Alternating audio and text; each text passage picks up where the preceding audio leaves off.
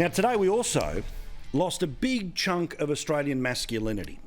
A type of masculinity that is not really acceptable anymore, a type of Australian masculinity that is often frowned upon by those who judge what is appropriate or not appropriate, but a bloke who was loved by generations of people who loved rugby league in the 70s and into the 80s, and those who never had the opportunity to see Tommy Raudonikis play, but they loved the legend that was Tommy Raudonikis.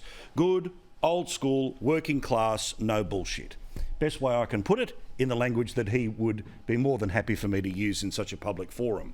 Old school hard man, a man who believed in the power of the biff, but also the brotherhood of men that is a football team.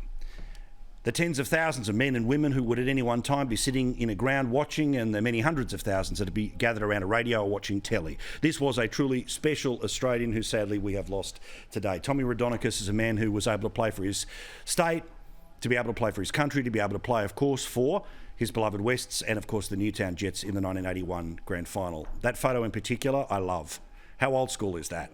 KB and a smoke and a few missing teeth. Rugby League in all of its forms, and a great cartoon, which no doubt probably will adorn the papers tomorrow, from Boo Bailey there, of this bloke who was a super Australian. Yes, I know we're a national show, but this is a bloke who we have to remember.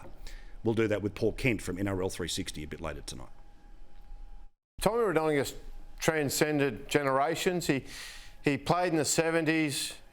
He was basically the poster boy for the 70s era of football that was played. He was authentic and he was unapologetic about who he was. He knew who he was, he believed who he was, and all you needed to be a friend of Tommy Raudonikis is to be a genuine person.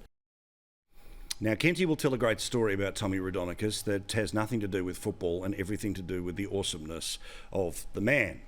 We will make sure that the kids are in bed when we show you that a little bit later, but I guarantee, as an adult and as a normal Australian, as a quiet Australian, you will get a laugh out of it, whether you like that type of footy or not.